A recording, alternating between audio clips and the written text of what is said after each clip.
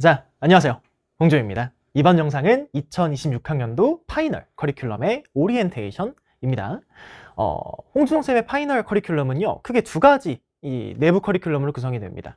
첫 번째는 블리츠. 이거는 사실 나온 지 되게 오래됐죠. 5월 달부터 시즌 제로부터 계속 나오고 있었기 때문에 실전 모의고사 커리큘럼이 준비가 되어 있습니다. 과탐에서 파이널 기간의 실전 모의고사는 떼놓을 수가 없습니다. 어쨌든 간에 주류, 여러분들이 공부해야 하는 이 주류는 이제 실전 모의고사가 돼야 하거든요. 얘가 하나가 있고요. 두 번째는 이번에 새로 오픈하는 커리큘럼입니다. ICL이라고 하고 부제목은 파이널 사이드킥이라고 하는 이름이 붙어 있습니다. 이름 그대로 이제 직역하면 이 파이널 기간에 이 조수격으로, 그러니까 세컨드 커리큘럼으로 사용할 수 있는 이제 그런 커리큘럼이 이제 ICL이라고 하는 게 준비가 되어 있거든요. 이 두 가지를 묶어서 이제 파이널 기간 여러분들, 이 홍준용 쌤의 수강생들이 어떻게 학습을 했으면 좋겠다에 대한 이야기를 담는 게 이번 영상이라고 보시면 될 것 같습니다. 이 두 가지 커리큘럼을 소개하는 간단한 영상입니다. 첫 번째, 왜 파이널인가? 왜 파이널 기간에는 파이널 학습이라는 말을 붙이고 왜 커리큘럼을 묶어가지고 이렇게 파이널 공부를 하세요 라고 하는 말을 하는가 라고 했을 때, 사실은 과탐 같은 경우는 이 파이널에서 제일 중요한 게 뭐냐면, 제일 중요한 게 뭐라고 생각하세요? 이 파이널 공부, 수능을 앞두고 과탐을 공부한다. 제일 중요한 게 뭐예요? 라고 했을 때 쌤이 늘 강조하는 거는 늘 100% 밸런스입니다. 밸런스. 그러니까 뭘 공부하고 어떻게 공부하고 얼마나 공부하는 게 정말로 중요하다고 생각합니다. 극단적으로 말하면 어떤 게 가능한 거냐면, 이거는 이제 공부 연차가 적을수록, 그러니까 현역에 가깝고 재수생, 삼수, 사수, 오수 쭉 있으면은 현역에 가까울수록 더 많이 보이는 현상인데, 실무 양치기꾼들이 진짜 많습니다. 실무만 계속 푸는 거야. 이 과탐의 실무가 접근성이 좋고요, 양도 많습니다. 그러니까 다른 과목에 비해서 기본적으로 한 세트에 30분짜리, 그러니까 심플하잖아, 그지? 짧고 많은 세트들이 쌤들마다 나오기 때문에 실무에 대한 접근성이 매우 높고 하기도 좋아요. 그리고 어떤 특징이 있냐면 학습의 포만감이 매우 높습니다. 그러니까 예를 들어가지고 공부를 한다고 했을 때 과탐 실무 하나 딱 보잖아요. 그러면은 집중이 잘 안 될 때도 타이머 딱 재고 실무를 보니까 얼추 집중이 된단 말이지, 그지? 그러니까 30분이니까 엄청 묵직하지도 않고요. 뭔가 했다는 느낌이 굉장히 많이 들기 때문에 기타 머리 아픈 공부, 막 이것도 챙기고 저것도 챙기고 하는 것보다 훨씬 접근성이 좋고 편해요. 공부가 편해. 그러니까 한 거에 비해서 포만감이 높아요. 그러다 보니까는 극단적으로 치우치면은 진짜 실무만 주구장창 푸는 학생이 됩니다. 근데 그렇다고 해서 실무를 너무 안 풀면 그것도 안 돼요. 과탐의 주류는 실무가 계속 말하지만 맞습니다. 실무 말고 뭘 하냐가 중요한 거거든요. 실무를 너무 안 하면 경험 부족이 되기도 합니다. 이 막바지에 실무를 통해서 경험치를 쌓는 거, 감을 끌어올리는 거, 전반적인 밸런스, 학습 밸런스 유지하는 거 중요하거든요. 근데 그럼에도 불구하고 실무만 이제 끌고 가는 거는 밸런스 있는 학습이라고 볼 수가 없고요. 그거에 대해서는 굉장히 늘 학생 때부터 마찬가지로 지금까지 계속 부정적인 입장입니다. 그게 최선의 공부인가? 아니라고 생각해요. 근데 그렇다고 해서 그럼 이런 생각들이 또 생깁니다. 그럼 실무를 한다고 치자. 근데 실무만 할 건 아니야. 다른 것들을 좀 공부를 해야 돼. 그럼 뭐 할 거예요? 라고 했을 때 이 마땅한 대답이 없는 경우가 많아요. 그러니까 실무를 안 하겠다고 쳐. 실무를 이만큼만 할 거고 나머지 생명과학 공부 시간에는 난 다른 걸 해야겠다. 수능을 잘 보기 위해서는 실무 말고 이런 공부도 필요하겠는데?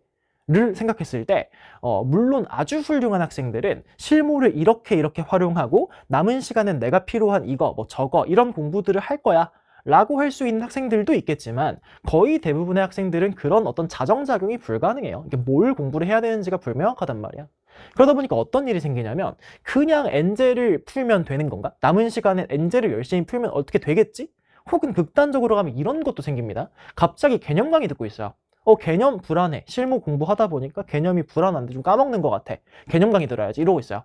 혹은 뭔 일이 생기냐면 기출 중요하대. 모든 사람이 기출 중요하다 그러잖아요. 그죠? 기출이 안 중요하다는 사람이 어디 있어?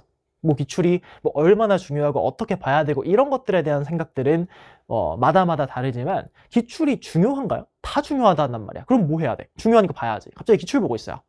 물론 개념 강의를 듣는 거, 기출로 돌아가는 거, 경우에 따라서 학생에 따라서는 괜찮은 공부일 수도 있습니다. 근데 그게 모든 학생에게 꼭 필요한 공부인가에 대해서도 마찬가지로 부정적입니다.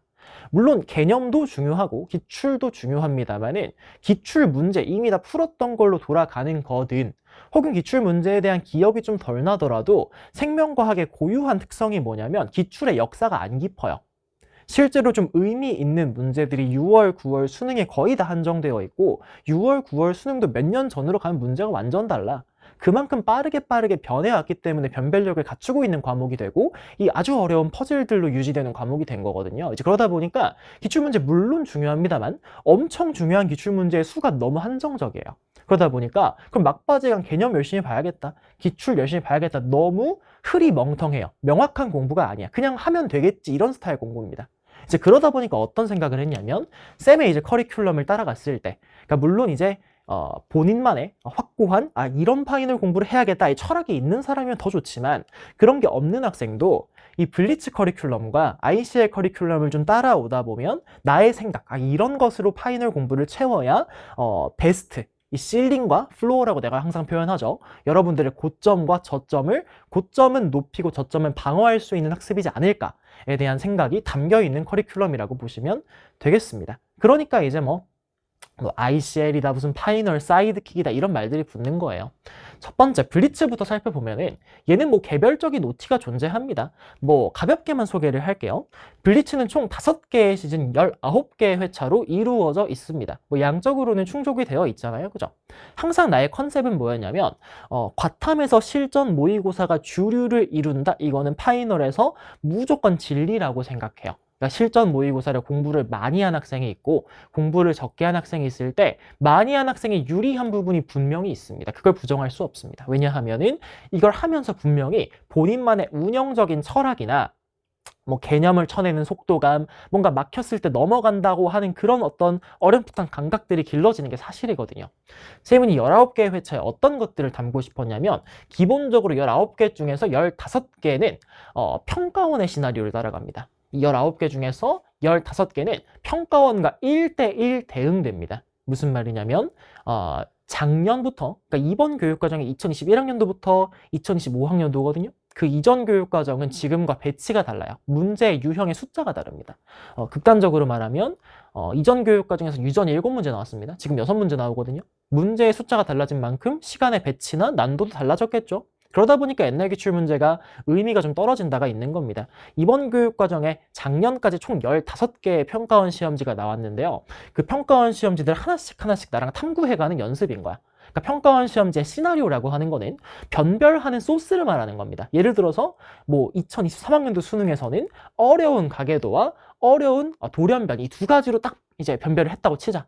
근데 예를 들어 2, 4학년도 수능으로 가니까 가계도가 좀 더 쉬워지고 돌연변이가 조금 더 어려워졌다고 치자고, 그지? 이제 그런 식의 이 시험제 각각의 어떤 트렌드와 뭐 또 신유형과 이 시나리오들이 있단 말이죠. 그거에 따라서 어떻게 운영해야 되는지가 좀 바뀐다고 생각하거든요.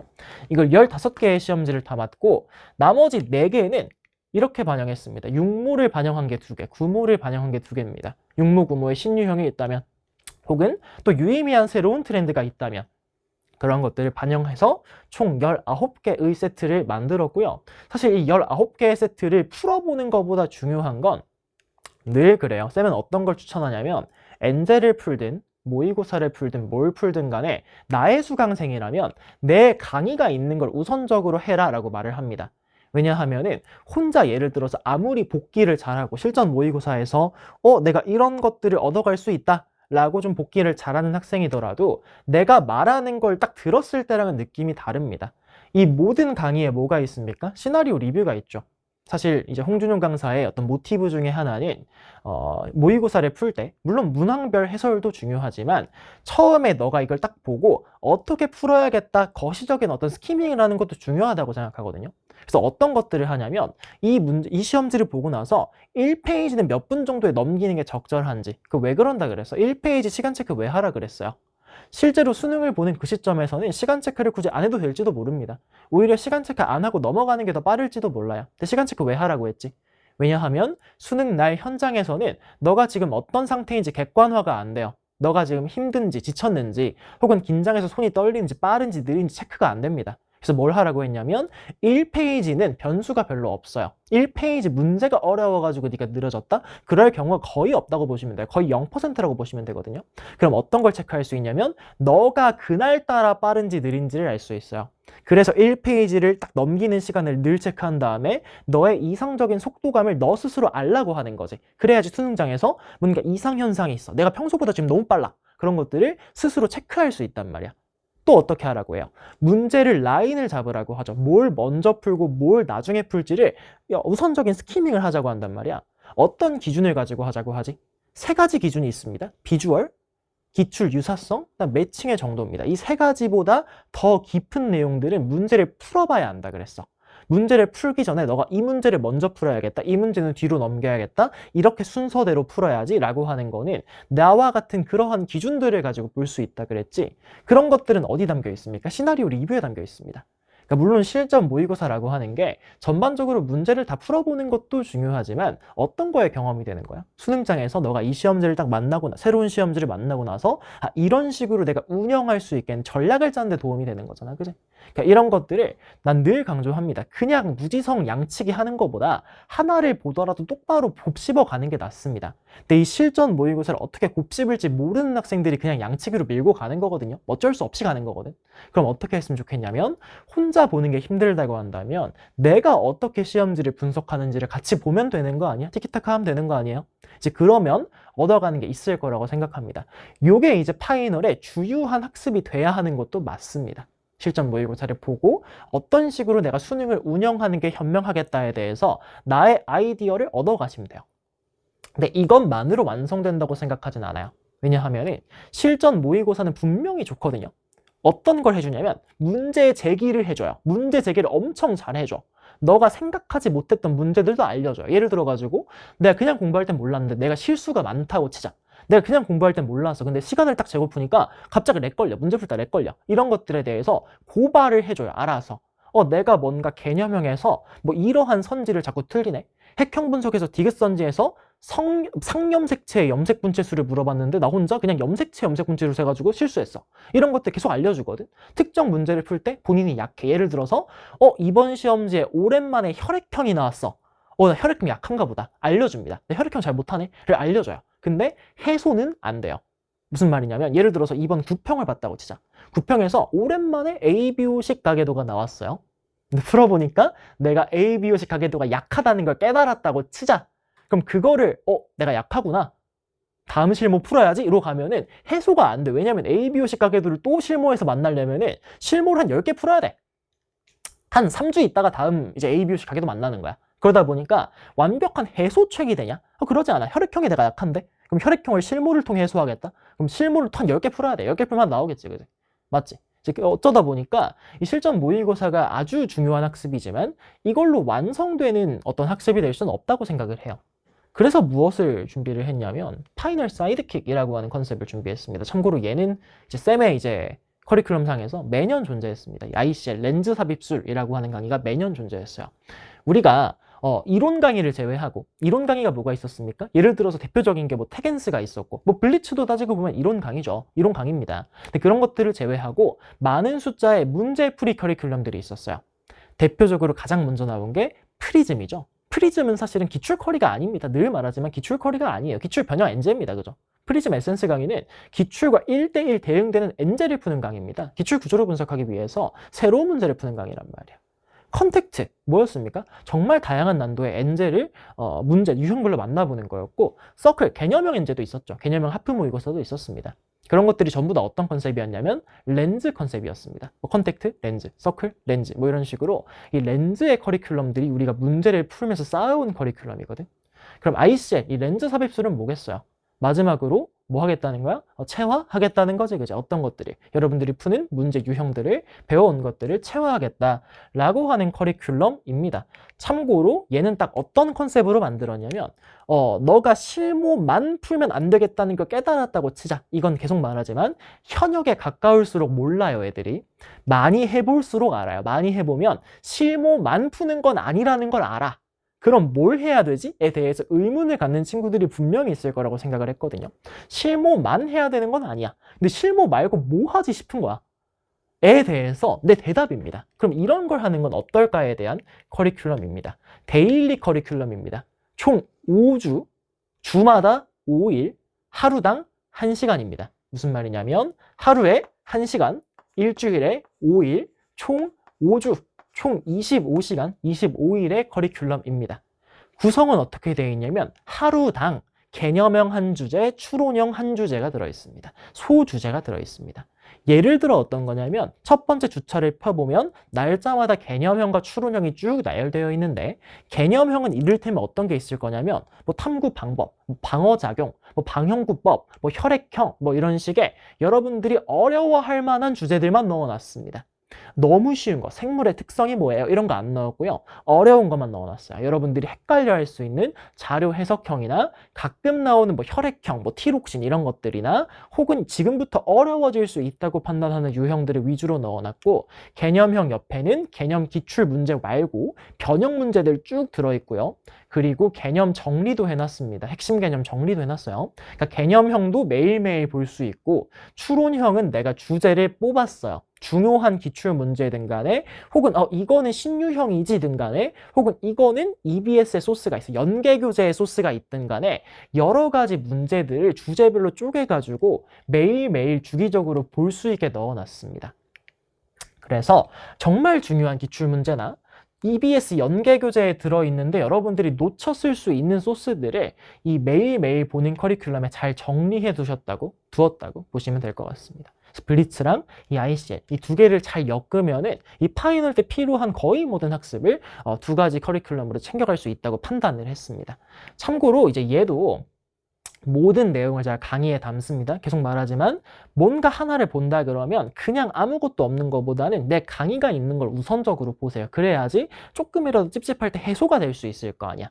너가 모든 강의를 챙겨보지 않는 학생이라고 하더라도 내 강의가 있는 걸 봐야 뒷배가 든든해요. 내가 뭔가 좀 애매하다 잘 모르겠다 싶을 때 내가 뭔가 설명해주고 있을 게 분명히 있잖아, 그지? 딱 하나의 책을 수능장에 챙겨가겠다. 내가 예를 들어가지고 영어 시간 끝나고 생명과학을 좀 보고 싶은데 뭘 봐야 될지 모르겠다라고 한다면 이 책을 챙겨갔으면 좋겠다라는 생각으로 만들었습니다. 추론형 주제도 그렇고 개념형 주제도 그렇고 분명히 정리할 수 있는 공간도 많고요. 내 나름대로의 중요도도 좀 넣어놨습니다. 중요도라고 하는 건 뭔가 수능 직전에 이거 좀 봤으면 좋겠다라고 하는 것들도 넣어놨기 때문에 보심에 대해서 수능장 직전에 보더라도 부족함이 없는 그런 교재라고 생각을 합니다. 정말 품을 많이 들였습니다. 이런 교재가 파이널 사이드킥 ICL입니다. 이 파이널 교재들을 활용할 때요. 기본적으로는 이런 흐름이 좋다고 생각합니다. 실무, 그리고 실무가 아닌 공부는 1대1 정도가 가장 이상적이라고 생각해요. 실무가 50이면 실무가 아닌 공부도 50입니다. 근데 실무가 아닌 공부는 뭐 비단 ICL뿐만 아니라 다른 게 끼어도 된다고 생각해요. 예를 들어가지고 내가 공부를 하다가 나 복합다인자가 너무 부족하다. 나 합확률이 너무 부족하다. 특정 부분에 이론이 너무 약하다고 쳐. 그럼 지금이라도 이론을 조금 돌아가서 보는 거에 대해서 부끄러워할 이유가 전혀 없어요. 조금씩 물론 뭐 태겐스를 전부 다 들을 거예요. 그건 오래 걸리겠지, 힘들겠지만 특정 유형 짤막짤막하게 가서 보는 거는 너가 지금 수능 며칠 남은 시점이든 절대 부끄러워할 필요가 없습니다. 해도 돼요. 해도 됩니다. 하기 나름입니다. 그죠? 그리고 이게 생명과학의 고유한 특징인데요. 실무는 어쩔 수 없어요. 실무는 어쩔 수 없이 너의 어떤 보장된 자습 시간이 필요해요. 예를 들어가지고 10분 쉬는 시간이야 지금. 쉬는 시간 동안 실무를 풀어? 그럼 쉬는 시간 10분 실무 풀고 다음 쉬는 시간 10분 실무 풀고 이런 거 안 되잖아, 그지? 실무는 온전한 시간이 딱 필요합니다. 근데 비실무는 그렇지 않아요. 생명과학에 대해서 뭐 엔제를 풀든 뭐 기출문제를 풀든 이런 거는 진짜 짜투리 시간 다 쓸 수 있어요. 내가 생각하기에는 모든 과목, 그 모든 공부 통틀어서 짜투리 시간 제일 쓰기 좋은 게 생명엔제예요. 생명엔제 그 다음이 수학엔제야. 막 센 같은 거 있잖아, 그지? 예를 들어서 짜투리 시간에 막 국어 실무 풀 거야? 안 돼. 국어 지문 보는 것도 안 돼. 예를 들어서 짜투리 시간에 국어 지문 보다가 갑자기 쉬는 시간 종 쳐가지고 끝났어. 그럼 그 지문 버려야 돼. 맞잖아. 근데 생명과학 엔제는 진짜 언제든 할 수 있거든요. 그러다 보니까는 이 실무는 여러분들이 가지고 있는 확보한 자습 시간에 쓰시고 실무가 아닌 공부는 들고 다니면서 계속 보는 거야. 충분히 할 수 있어요. 그러면 이렇게 공부 시간도 확보를 하시는 거고 최대한 50대 50 맞추면은 이상적인 비율이다라고 생각하시면 될 것 같아요.